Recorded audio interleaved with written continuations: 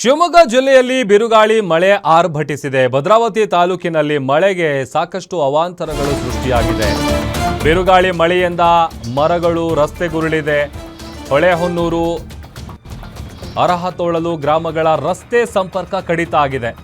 ಗಾಳಿಯ ಆರ್ಭಟಕ್ಕೆ ರಸ್ತೆಯಲ್ಲಿ ಅಡಿಕೆ ಮರಗಳು ಉರುಳಿ ಬಿದ್ದಿದೆ.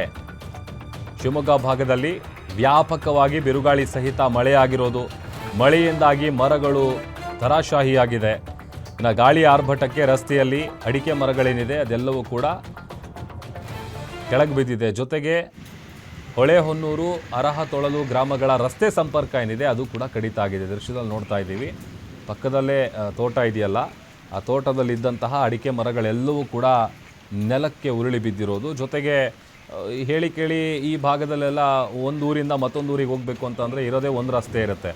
ಆ ರಸ್ತೆ ಸಂಪರ್ಕ ಕಡಿತ ಆದಂಥ ಸಂದರ್ಭದಲ್ಲಿ ಇದ್ದವರಿಗೆ ಸಿಕ್ಕಾಪಟ್ಟೆ ತೊಂದರೆ ಆಗುತ್ತೆ. ಜೊತೆಗೆ ಗುಡುಗು ಸಿಡಿಲು ಸಹಿತ ಭಾರೀ ಪ್ರಮಾಣದಲ್ಲಿ ಮಳೆ ಆಗಿರೋದು.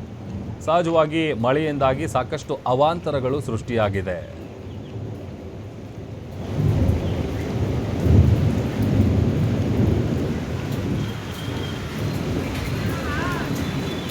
ಒಂದು ಕಡೆ ಅಡಿಕೆ ಮರ ಬಿದ್ದಿರುವಂಥ ಸಂದರ್ಭ ನೋಡ್ತಾ ಇದ್ದೀವಿ. ಮತ್ತೊಂದು ವಿಂಡೋದಲ್ಲಿ ನೀವು ಗಮನಿಸ್ತಾ ಇದ್ದೀರಿ, ಸಿಡಿಲು ಬಡಿದಂತಹ ರಭಸಕ್ಕೆ ಆ ಮರ ಹೊತ್ತಿ ಉರಿತಾ ಇದೆ ನೋಡಿ.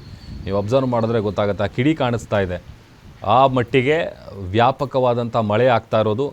ಸಹಜವಾಗಿ ಮಳೆ ಬಂದಂಥ ಸಂದರ್ಭದಲ್ಲಿ ಸಾಕಷ್ಟು ಅವಾಂತರಗಳು ಕೂಡ ಸೃಷ್ಟಿಯಾಗುತ್ತೆ. ಇನ್ನು ಸಿಡಿಲು ಬಡದಂಥ ಪರಿಣಾಮ ನೋಡಿ, ಮರ ಹೆಂಗೆ ಹತ್ತು ಉರಿತಾ ಇದೆ ಅಂತೇಳಿ. ಅದೊಂದು ಕಡೆ ಸಾಕಷ್ಟು ಮರಗಳು ರಸ್ತೆಗೆ ಅಡ್ಡ ಬಿದ್ದಿರುವಂಥದ್ದು. ಇದರಿಂದಾಗಿ ವಾಹನ ಸವಾರರಿಗೂ ಕೂಡ ತೊಂದರೆ.